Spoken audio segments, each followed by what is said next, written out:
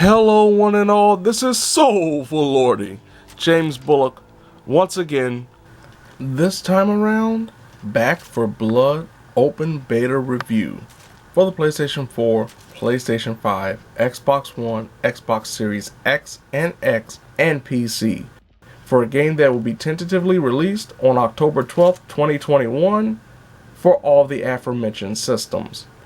Back 4 Blood is the promoted spiritual successor to Left 4 Dead 2, one of my favorite franchises in video game history. And I'm not exaggerating when I say that the amount of hours that I put into Left 4 Dead 1 and 2. But the thing about Back 4 Blood, it isn't Left 4 Dead 3. There are a lot of differences when it comes to Left 4 Dead and Back 4 Blood. And one of the biggest things is right off the bat. Instead of playing as one of the, I believe, 8 up to this point announced protagonists that have all similar stats and all similar actions and all similar traits like they did in Left 4 Dead and Left 4 Dead 2, every playable character actually has different stats. Not only when it comes to health and stamina and the ability to utilize firearms or melee weapons, some specialize in melee weapons while others specialize in firearms, but they also help the overall team. For example, Holly gives the entire team a 25 plus stamina boost, while one of my early favorites, Walker, gives the entire team a health boost. So depending on who you have on your team may mean the difference between a successful team or a deadly team. The protagonists, known as cleaners, also have something that I never would have expected in a game like this to buff or at times debuff their chances of being able to make it through whatever stage they're a part of, be it in the campaign mode or in versus, and that is the card system. Players are allowed to make their own decks, featuring cards that will give minor buffs and boosts to the characters in the team, and then at certain times even debilitate certain aspects. Like for example, one card may allow you to reload faster, but the damage that you put out with that weapon won't be as effective. On the opposite end of the spectrum, there's also a card that will not only slightly boost your health, but also give you the opportunity to be revived one more extra time if you're downed during a fight. One very interesting aspect when it comes to the card system is how it affects the campaign, because there will be corruption cards that is given to a player to choose. Some corruption cards can be detrimental to the environment, such as having a heavy thick layer of fog, or be beneficial if you're able to complete the criteria that is associated with that card, such as being able to make it through an entire stage without setting off an alarm, will get you 500 pieces of copper. These cards and decks, I was surprised. I actually enjoyed mixing and matching, figuring out what would be beneficial for not only myself, but also for the rest of the team. It's one of those implementations that when I first read about it and first heard about it, I was not really gung-ho on it. But after playing with it, after playing and seeing what I can make when it comes to a deck, I actually do enjoy this, and it's a real nice bit of strategy that doesn't feel like your characters become overpowered, or if you choose the wrong deck, you're completely screwed out of being able to make it through the campaign. And when it comes to the campaign, this is a tough campaign thus far. For players of the Left 4 Dead games, you will think that the campaign will be somewhat of a breeze outside of the higher difficulty levels, but that is not the case. The amount of zombies that are thrown at you, the amount of special ridden, as they're called, or infected that are thrown at you, including tall boys who have these one gigantic arm that can not only act as a gigantic hammer, but also can grab you and suck the life out of you.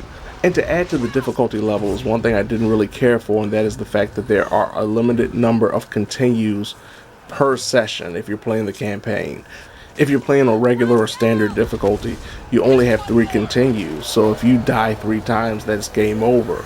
And that's something that the original Left 4 Dead and Left 4 Dead 2 didn't have. You could play as many times as you wanted to try to complete a stage, and I get it. It heightens the sense of difficulty and the sense of achievement if you're able to overcome without losing all of your continues. But there are times when you're playing for the first time and you're learning the stage and learning the routes and learning the enemies, and then you run out of continues and can't learn from your mistakes.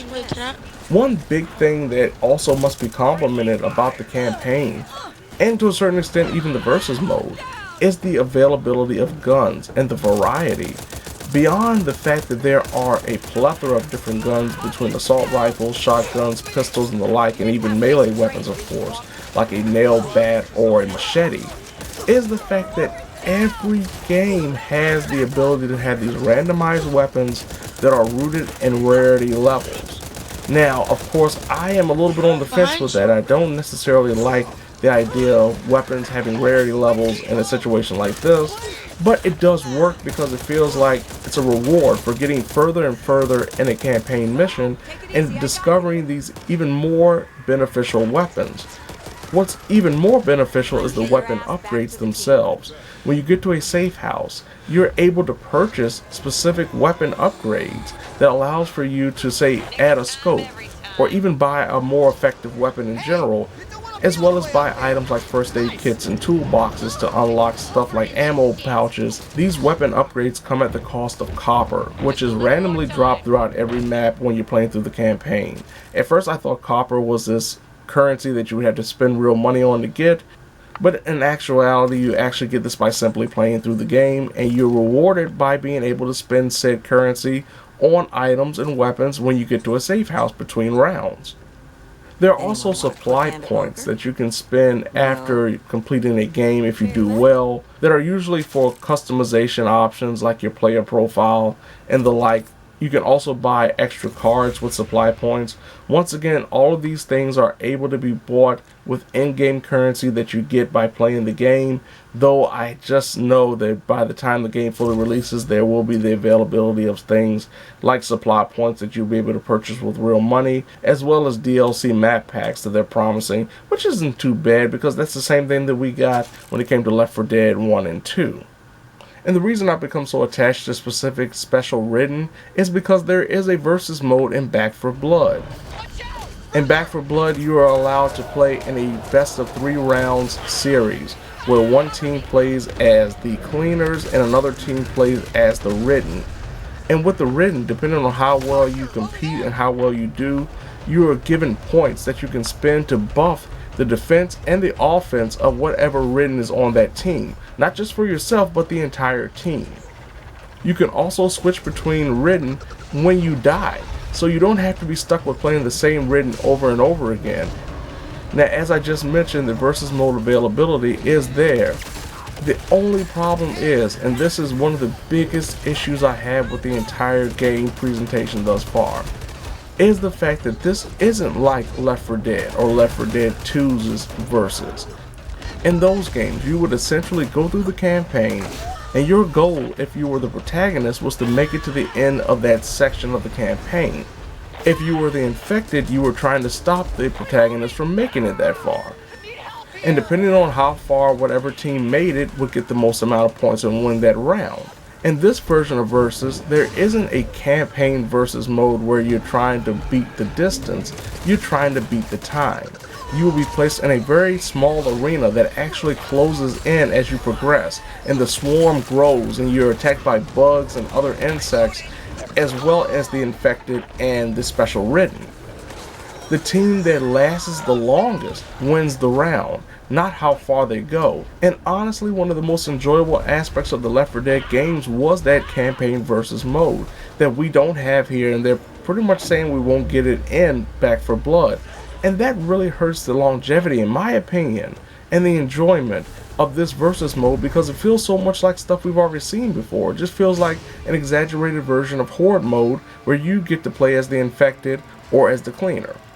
Another huge issue when it comes to the versus mode, and that is the fact the game does not do a very good job at this point in time. It is just the beta, maybe it gets better with the full release, but at this point in time, it does not do a good job of balancing the teams.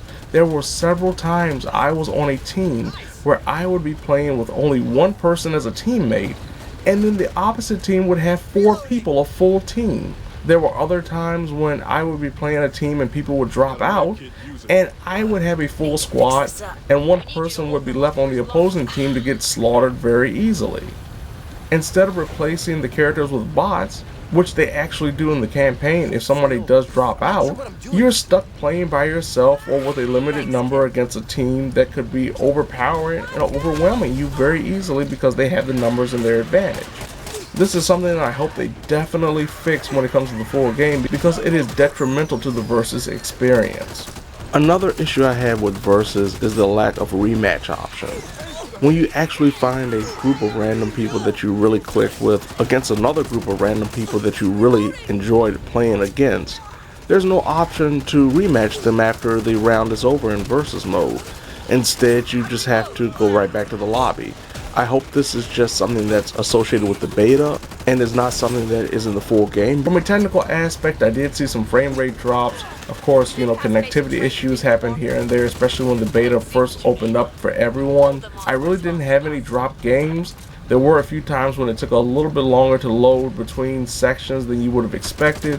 I had some weird glitches here and there, like one time I loaded into a game and my character was holding an invisible gun that eventually loaded. The only real detrimental moment I had when it came to glitches, and something that is solely connected to the beta and won't be a factor when the full game releases, and that is something that happened during the campaign when it was just all bots. It was myself and 3 bots, and one of the bots just got stuck. They just stopped moving, and we progressed to a point where I couldn't return because I'm almost at the safe house and the bot refuses to move, so I had to quit the game. That was almost an hour of gameplay that meant nothing because I had to quit. On the Versus side of the fence, I experienced a very weird glitch where the losing team dropped out one by one, and instead of the game just shutting down the server and giving us the victory, the round continued on and we played against only the AI, and then when it was time for us to be the written, the game didn't load anybody. It didn't load any swarm, it didn't load any AI bots to fight against. It was just stuck in this stagnant rotation of nothingness until they actually won the round because the game didn't load anything and the timer just kept going until it surpassed our time. Going back to what I was stating about the replacement of bots, another big gameplay issue though has to be the bots themselves in the campaign mode. Playing with humans is the only way to go in this, which is surprising because considering how well the AI bots were in the previous Left 4 Dead games, I expected something very similar to that in this game, but instead we got some very stupid bots. Also, from a presentation aspect, I will say some of the corniness and actually enjoyability factor, the goofiness of Left 4 Dead is not really seen here. This is treated more seriously. And I think it kind of hurts for it because we have so many serious zombie post-apocalyptic games, and Left 4 Dead kind of stood out for being a little bit wacky and goofy and downright funny. Overall, I will say I do have some mixed feelings when it comes to Back 4 Blood, especially when it comes to this form in the open beta. From a gameplay perspective, from a campaign perspective, from the upgrade system, from the card deck system, I'm thoroughly impressed and I think it's really, really strong. But from a versus mode perspective, one of the most enjoyable aspects about Left 4 Dead was the campaign versus mode, but instead we have this watered down version of versus mode that's very similar to everything else that's out there right now when it comes to these type of games, including World War Z that feels a lot similar to this in not only aesthetics but also presentation. Technically the game is really good. I was surprised that the servers did so well. I didn't really have too many frame rate drops. I didn't have really any disconnects. I didn't have too much that would make me think that when the game fully is released that it's going to be a technical nightmare. There are some bugs, there are some glitches here and there that hopefully will be fixed and cleaned up by the time that the game is fully released. But from what I experienced thus far for just a open beta, it's actually quite polished for a game that's coming out in 2 months. I am looking forward to the full release, and I believe it will be a very good game. It may not be as revolutionary or as long-lasting as what it's aspiring to be, but it's definitely doing a lot of good things and a lot of things right, that hopefully the things that are wrong will be fixed when the game does release in October.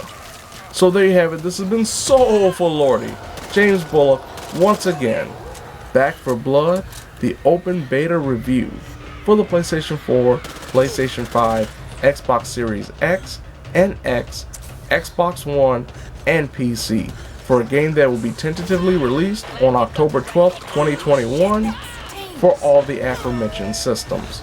Now if you don't mind, I have to go and clean up all of this acid, this blood, this guts, these brains, everything that splattered on me while I was playing this open beta. And if a wretch just jumps out of the wall and tries to chase me, I'll have no choice but to say, oh lordy.